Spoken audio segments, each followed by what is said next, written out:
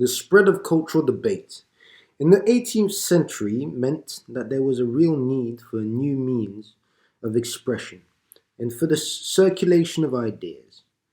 This need grew out of the improved cultural literacy linked to the Enlightenment and the spread of rationalistic ideas. Many of these ideas were formed in England, developed later in France, and then spread to the rest of Europe. One of the main ways the ideas spread was through the printed word.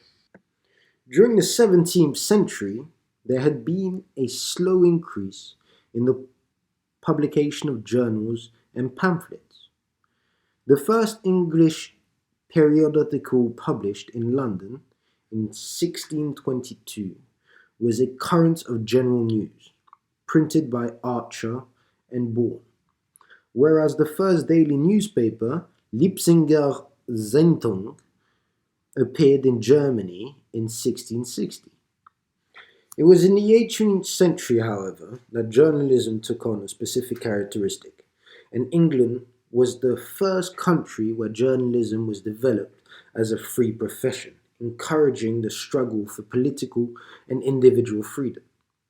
This was the time when the modern periodical took shape. Unlike the previous political journals, it avoided using controversial tone as it wanted to achieve a moralization of the public opinion among its middle-class public. Daniel Defoe was one of the pioneers of journalism, with his periodical The Review. At first, this publication was weekly, and then it became thrice weekly from 1704 to 1713. It was the main government organ, and its political stance corresponded with that of the Tories. It also covered religion, trade, manners, and morals. This publication had considerable influence on a gentle dictatism to be found in later periodicals like Richard Steele's The Tulta in 1709 and Joseph Addison's The Spectator in 1711. The spread of journalism caused concern among politicians who began to fear the more widespread access to power. They therefore limited the influence by imposing new legislations, such as the obligation of use of special paper with a stamp on it. This led to an increase in the purchase price, which caused many periodicals and newspapers to lose. Some publications, such as the Daily Current or the Daily Advertiser, began to use advertising as a means. Throughout the 18th century, journalism continued to expand.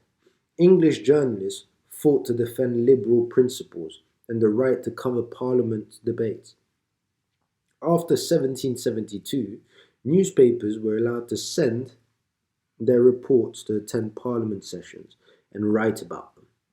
At the same time, the Morning Post introduced the use of bigger type for the headlines of most important articles.